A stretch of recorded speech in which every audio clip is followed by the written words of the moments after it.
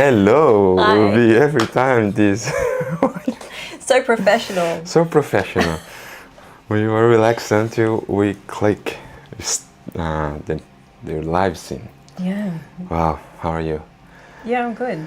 Yeah. How are you? I'm good. Great. It's been a strange day. It's always a surprise how this podcast will end up. I know. Yeah. We've been doing well. I think so. I think each time it's getting a bit better in certain ways. Yes, true. Well, here we go for our 60? 60? Yes, 60? yes. Not 60. 6. 60. 60.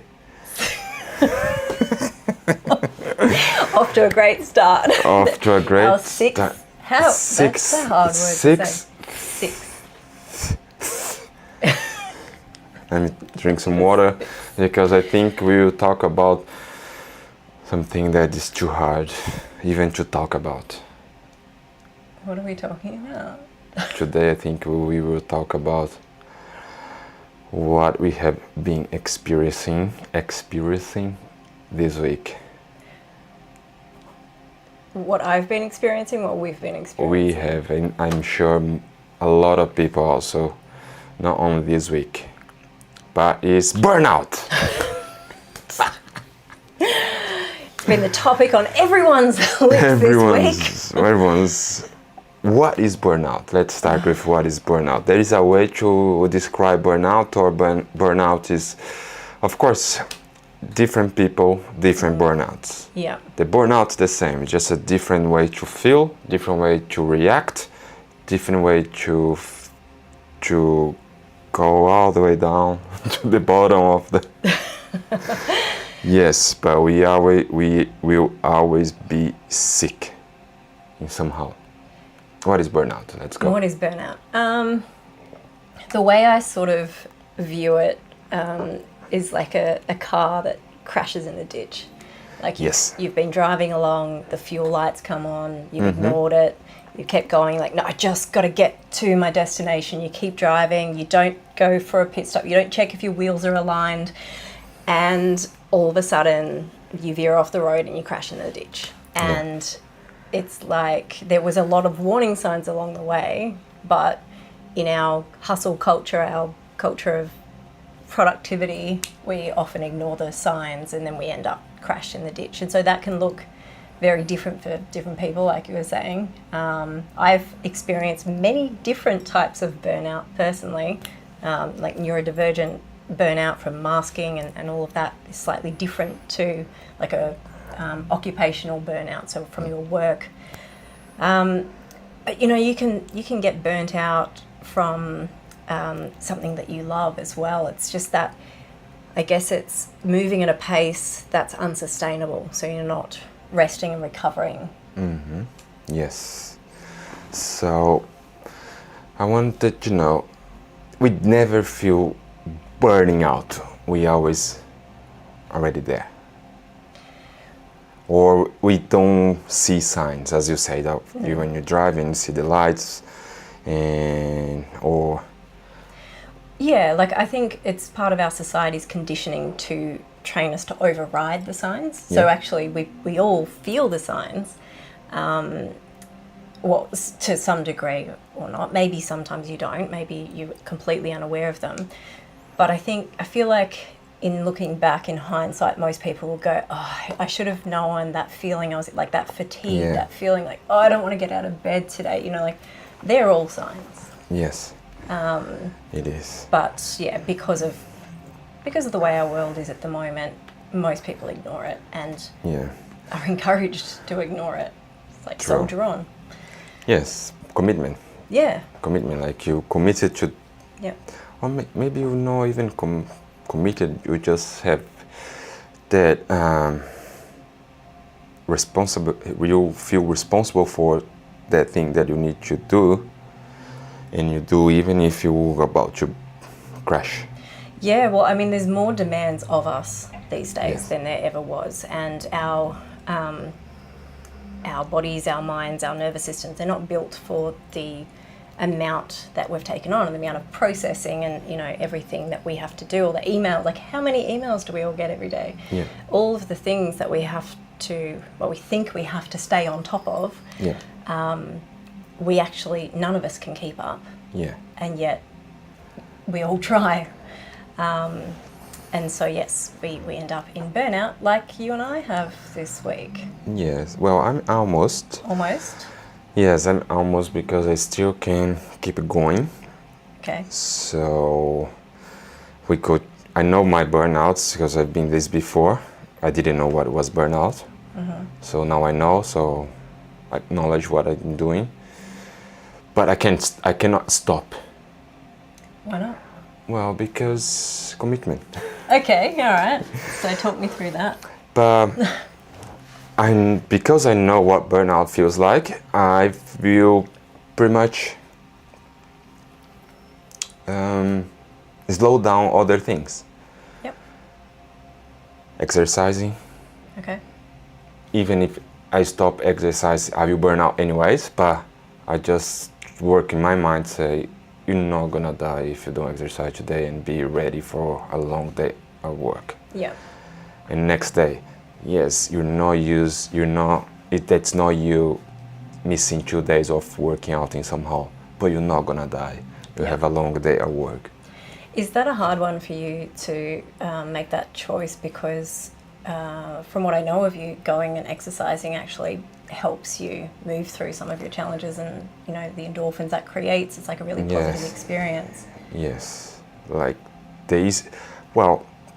any type of sports, because I don't listen to music or because I'm so focused, it's kind of meditation. Yeah. And is where I'm thinking and I'm preparing myself and I'm encouraging myself for what's coming ahead in the day. So it's helped a lot.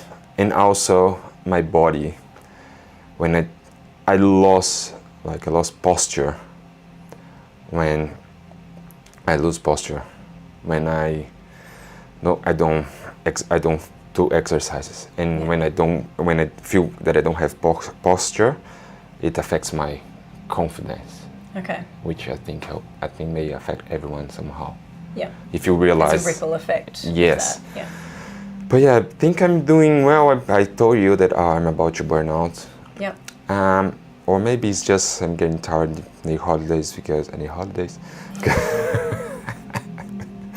because being like normally I take not a lot of holidays, but normally I go to Brazil twice a year. Sometimes I go to Brazil, at least I don't spend 12 months without going see family. Yeah. Well, I stayed 3.5 years, and was the worst thing. I said I'm not gonna do this again, even if I'm going for 2 weeks or 3 weeks. What I did in the past, hard, but now I'm staying over 12 months, and because I changed the jobs and moved it back to Gold Coast, and this job demand a lot of me, and I cannot, other factors, I cannot go on holidays. It's being over 12 months. Yeah. So I may burn out, I may not. Well, the thing is, I mean, burnout is moving at a pace that's unsustainable. And so you've already recognized that that's what's happening, and you're, taking some commitments off your plate. Yep. So what else helps you to avoid burnout, or do you just need to land in it and then go, all right, enough?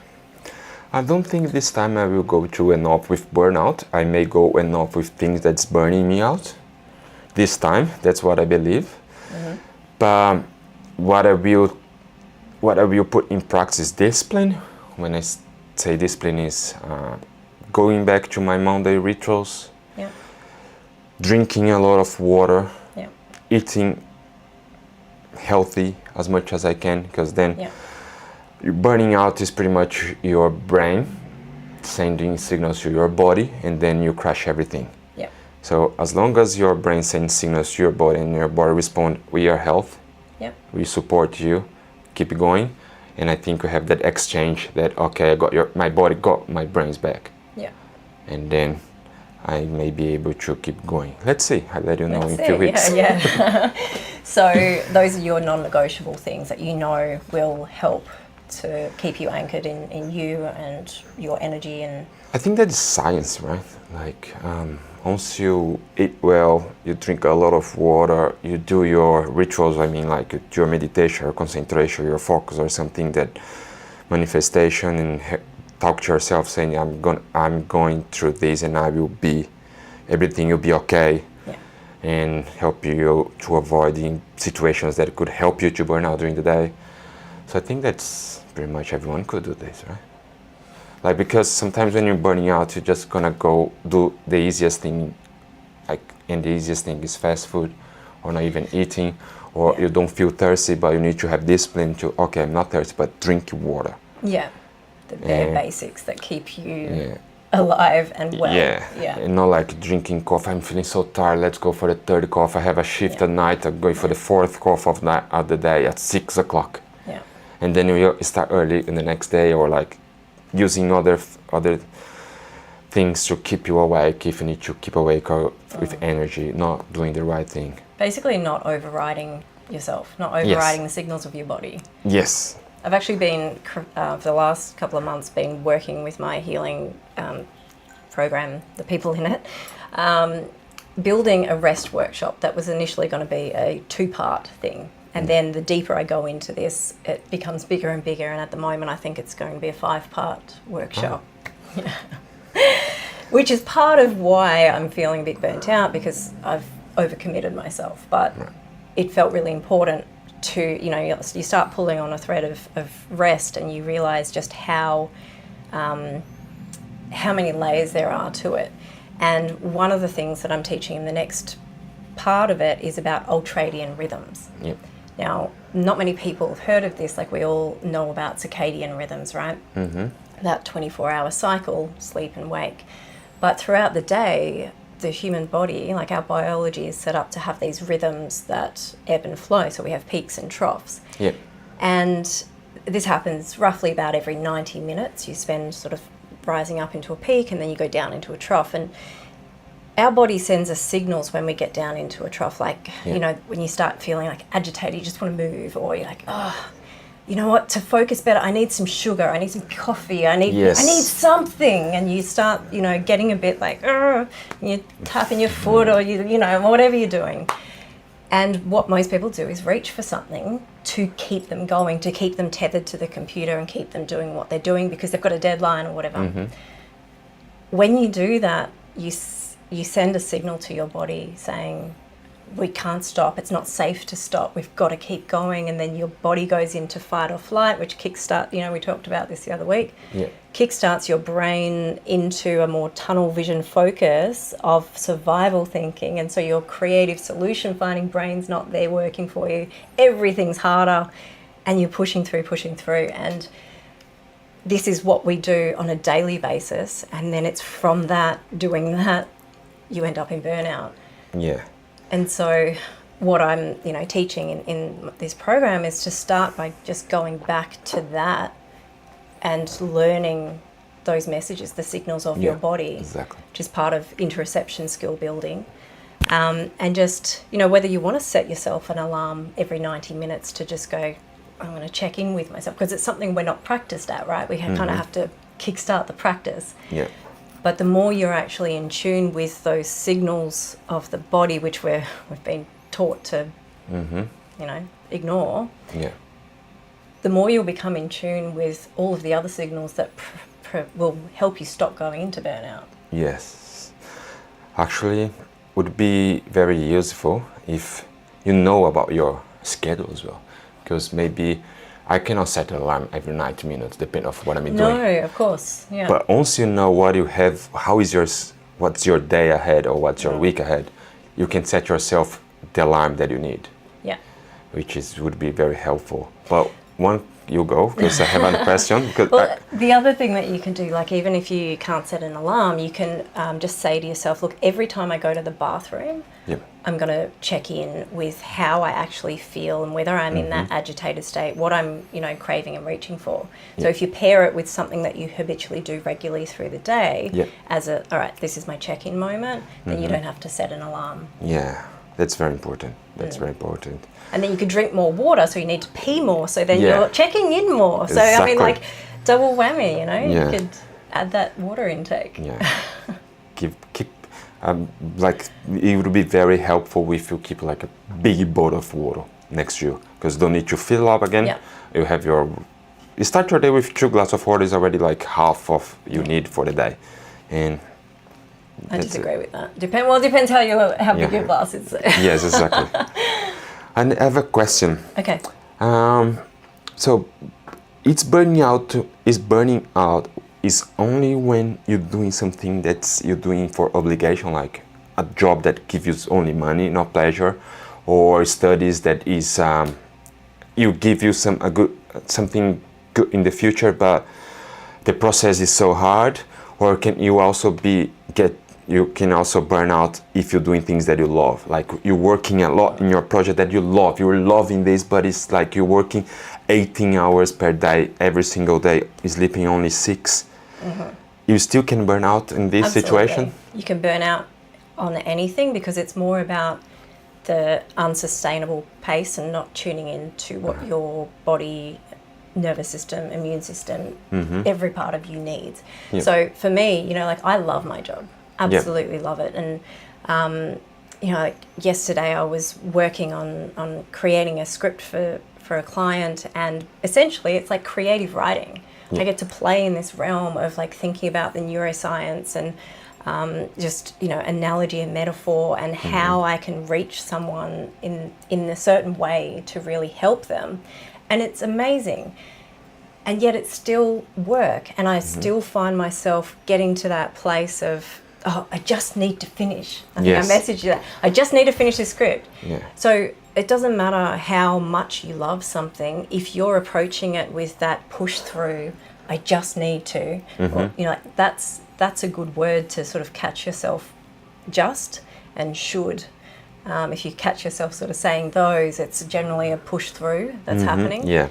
And so the ways when I'm well and when I'm tuned in and doing what I should be doing, is that I'll tune in when I'm feeling myself get agitated. It might be that you reach for your phone, like you're waiting for something to load, and you're like, it's just that I need to something else. Yeah. I'll go, okay, well, now it's time, literally just do something else. You don't have to have a 20-minute nap to recharge. I mean, that would be great. That would, in an ideal world, like siesta. But it doesn't have to be that big. It can just be, all right, I'm going to stand up and I'm going to do 10 star jumps, and that's going to help reset. It's going to move my body. Yeah. It's going to bring me back into my body. In fact, anything that can bring you back into being is going to help. Help a lot. Yeah. Help a lot. Another thing is, I forgot.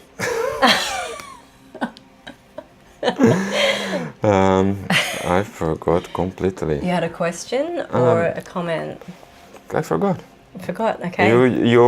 What you said was so important that I stopped Stop thinking Stop ahead. think of what was my idea. So, but maybe we can get that in a second or later. I don't know, or never. Well, I got it back. Okay, great. What is Good. it? Quick. Symptoms. Quick. Symptoms. Well, in a rush. You forget again. No. Okay, symptoms. Symptoms. We have symptoms. What I know of millennials. I love this word. No, I'm joking. What I know, what most common symptoms of burning out is easy pleasure. Scroll down. Scroll down. Yeah. Social media. Okay. That is one of the most common symptoms of burning out, and people don't realize. Is where you finish work and you don't want to do anything else other than sit on your sofa or whatever and scroll down. Okay. Like zero motivation to other things, just doing your job, go back home, don't think about you anymore. Yeah. Just working for someone or even do your job, and your life is just your job. Go do, and after go for easy pleasures, which could be fast food or easy food. Not that you're cooking, not you doing this, or scrolling down, easy pleasures where you can see everything in a word, everyone in a word that's perfect, because in the social media everyone is okay. So this is considered a burnout. Any other type of easy pleasure, or just sleeping down or sleeping for 12 hours, 14 hours, and then wake up again and go to work. Yeah. Is there any other type of symptoms, or there is not a this is not a symptoms what I said? Well, see, I guess because in my work, when we talk about symptoms, it's more like the, bodily symptoms, healing from chronic illness. But I guess it is a symptom, like behaviours, Yeah. Signs and signals to us. So absolutely, for some people that will be part of it. And I guess with that, it's a way of checking out. Yeah. Is essentially when you're in burnout, it's all too much, which is, it's interesting because then we go and find more, but it's that way of checking out of our life, and some people will do it with Netflix, and just immerse themselves in another world, so that they don't have to keep going on their own. And so it's sort of a smart, like, adaptive coping strategy, really, because all of a sudden you're not, dealing with your own life. You're taking a break, and burnout requires you to take a break, but it's still processing. Yes. But I have actually forgotten what was the question I was meant to be answering. Oh my God, we are burning out. Sorry, guys. That's the example of burning out. One forgot what we talked about. One. Well, you know me. I can just talk about a topic around and around. But I'm just gonna say something. Netflix is not bad. No. Before Netflix, for a reason. See, Netflix is not bad. You can do your marathon. Netflix, yeah. You can do your Netflix marathon. We don't care. Just don't use it as escape. The thing is the symptoms. The symptoms. Symptoms. That's what we have been talking about. So I gave few examples. Yeah. It's amazing how authentic we are. Yes. So, I mean, for me, like, my symptoms this week, I got a migraine. So this is partly why I'm a bit spaced out, because I woke up this morning and had a migraine. Yep. Now, and that's a very common thing for me in burnout. Yep. And so some people will have really physical symptoms, essentially the body screaming, stop! Yeah. You cannot go on. And in a way, like, I'm grateful for my body in that way, because the migraine itself causes me to go, I cannot look at a screen, I cannot do that, I can't, like, bring the world in, get rid of all the commitments, like, I have no choice. Yes. For other people, it's not such a loud scream, which is, I'm happy for you. Exactly. But, I mean, it works either way.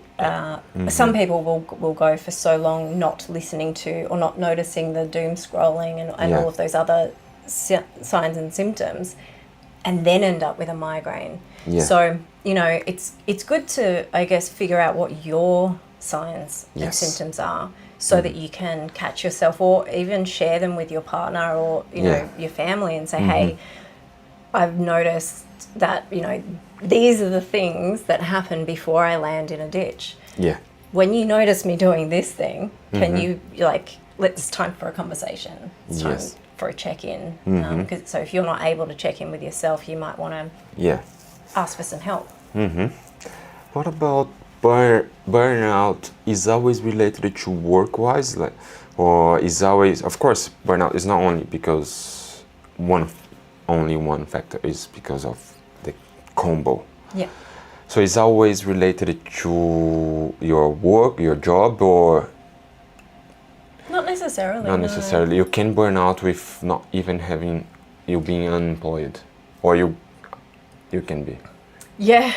I mean, I once, years and years ago, a friend of mine had said, like, you are the busiest unemployed person I've ever met, and like I was busy, always doing something, and I can burn myself. Like, the old me could burn myself out doing absolutely anything. You can burn out from too much social activity. Like, going to too many, like Tony Robbins and, Joe Dispenza, like all of those, what's the word? I'm lost for the actual word. Like, self-improvement. Like, you can burn out improving yourself. Oh, no. You can reach a place of being like full, essentially, and just full. Like it can be really good things that you're taking on. Yeah. But if you think about it in terms of like being, there's a smorgasbord of life, and you're constantly consuming. Mm-hmm. If you don't pause and digest and like get rid of some shit, then you're going to, you're not going to be able to take on any more. And so, so that there's different, like I was saying before, there's different types of burnout, and they each will hit a bit differently. I can imagine, but I never thought that you can burn out being on your self-improvement. This is something I did. This is something that I did. So, like I found self-improvement, and it was, like that inspiration, that pull towards, and I was, going and at the time I was living on Russell Island, and I would get up at stupid o'clock and be on the sunrise ferry to come down and start a personal development day or seminar, and it was so great. Everything was wonderful. Yeah. But they were long days, and there's a lot to process. There's a lot going on, and I went, all the opportunities, and just every second weekend it felt like I pretty much lived here at the time, and I remember being at one day and nothing was coming in. Like it didn't matter if they had said the most amazing, life-changing sentence, it wouldn't have mattered because I was full. I was burnt out. I was tired. I pushed too much to get to them and to do things. Because I was like, I always learn. It's always good. Yeah. But you get to a point where it's like, well, it doesn't matter how good it is. Yeah. If you're full, you're full. Yeah. Well, but I think this point is not the self-improvement activities, but you pushing to do everything. That's it. It's the overriding. Overriding, yeah. So it's not only related to work. Yeah, good. Yeah. That's answer my question. Yeah. Answer maybe your question. You that's watching us now. Yeah. Because I guess people. Oh, we cannot see. We cannot see. No. But I know we have maybe a few hundred people watching us now. Thousands, maybe. Thousands. People. But yeah, the most common burnout is that occupational burnout. Yep. And I guess, part of it is to also consider whether you're in an existential crisis, whether you actually like your job and you're working in alignment with what you're here, what your soul's here for. But, that aside, burnout at its core is just working in a way that's unsustainable, not tuning into when you're... Living in a way, right? Well, yeah, living in a way. No, we need to stop thinking that our problems and our issues is work or is money. Money is our solution. Well, it's a solution. It's a solution. Work is a solution because we have a mission. Be here to be helpful, be here to serve in some hall, or be here to help someone, and that's our job. So that's not our issue. Issue is doing something that we don't like for a reason of easy money or something, or because you don't want to go or you don't want to move or afraid of changes. So living unsustainably. Living unsustainably. That is something that I take for me. Yeah. One of the ways, I really like to see things in a visual sense and or metaphor and analogy. But if you think of it like, your mobile phone. Yeah. And if you were leaving your mobile phone on 3% battery and you've got, I don't know, how many tabs do I normally have open on my phone? 50, 100. And, they start getting a bit buggy and slow. Yep. And, you might plug your phone into charge and you're still using it and it's still buggy and slow and it's charging a little bit, but then it's that's where you're at burnout. Yes. And we all know we have to plug our phone in and charge it and leave it and just give it the time. And if you get rid of all of those apps that are open, it's, consider that like clearing any responsibilities and commitments that aren't necessary. Yeah. And you only open the things that are like your non-negotiables, whatever it might be for you, whether it is, your meditation or your exercise in the morning. Yeah. But clear all those open apps, plug the phone into charge, and just recognize those signs. You don't want the phone to shit itself before you notice that you can't do anything. Exactly. And then your phone burns out. Interesting. Yeah. But the thing is, for us it's harder, a little bit harder, because we work with our phone. Like, we accept our work lives, our work style of 24 hours, pretty much. We accept it? I do not accept it. No, we are accepting it for this process that we are going. Like, for now is okay.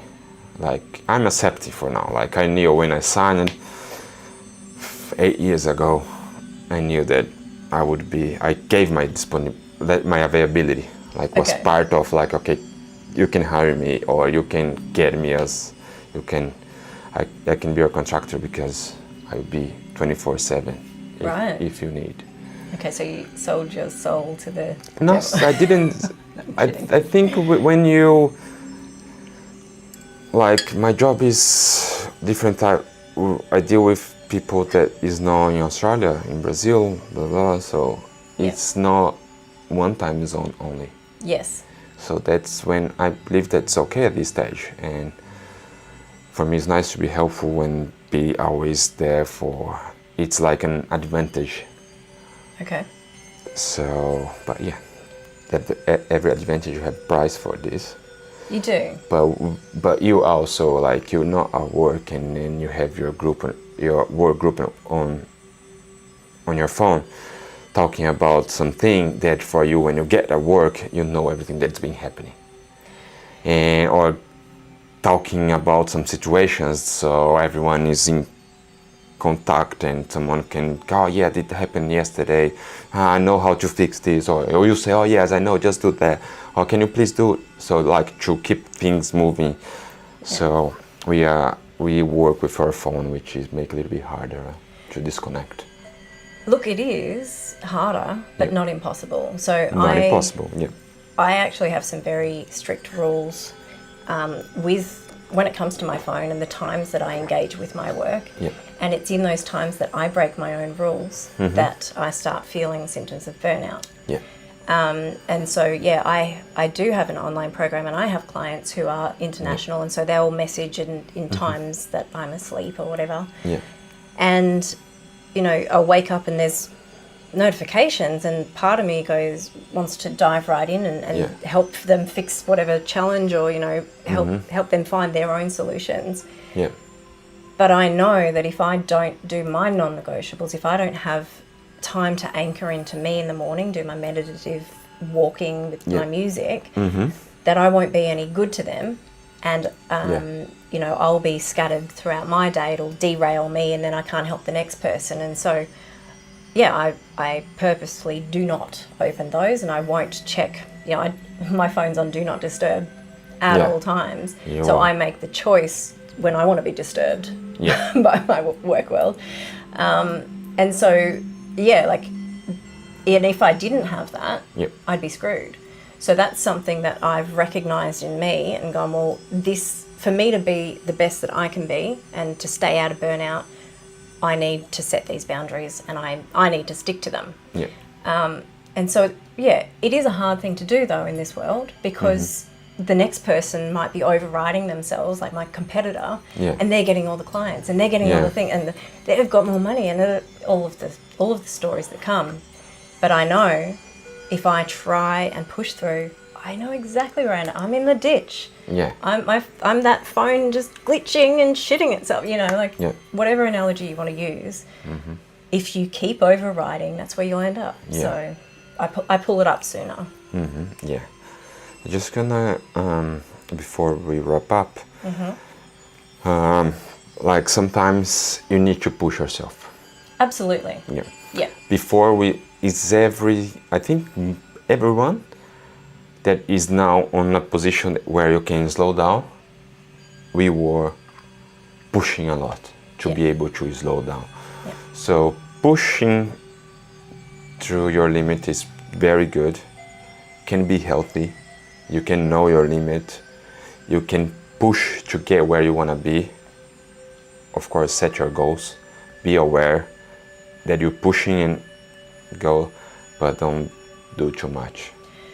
Yeah, look, the way I sort of would help someone through that is to say, get clear on what is actually your responsibility, what your commitments are, what is actually required of you, and recognise that, yes, okay, I'm in a season where I'm going to have to work a bit harder, I'm going to have to push through. But within that, getting clear on it, you might notice that, okay, well, I can clear that. And so you bring it back down to what's essential, and then knowing that you're overriding and you're pushing through, build in some recovery time. Yeah.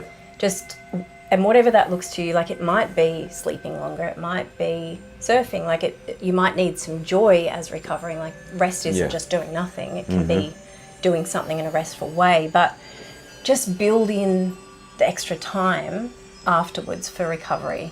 So, and that's often what people don't do, is they push, and then like think that, okay, well that's over, but the next thing's there, and push, and you'll get stuck. So if you do need to push, that's like we live in this world, we know. Yeah. Life happens. Yes. It does. So, being kind to yourself by allowing yourself to recover after the push will help. It will definitely help. Recover, the name you always say, recover. Yes. Well, here we go. I have to push myself to the next shift of my night. Yeah. It is what it is. I'm happy. I'll be there. Thank you so much for another one. Thank you. Thank you.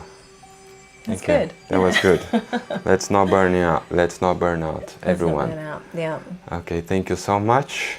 And I see you next week, hopefully. Why hopefully? Well, hopefully, because today we said, the podcast will be funny today because we are on that feeling of burning out. So we did. We are not burning out. Well, technically, don't supposed to be here next weekend, right? Because I'm supposed to go to Egypt. Oh yeah. Tomorrow I'm supposed to be flying to Egypt. Really? But yes, wow, that's so soon. Yeah, but I'm not going, unfortunately. No. But Egypt, I see you soon. and I will not screw another trip to anywhere in the world for work. It is what it is. It is. A lot of things happening this week, right? I know. A lot of things that I think this trip to Egypt wouldn't be a good idea. Wouldn't be the best work environment, or would it be? I don't know. Well, it would depend how you approach it. Yeah, exactly. Yeah, let's see. Thank you so much, everyone. Thanks, guys. See you.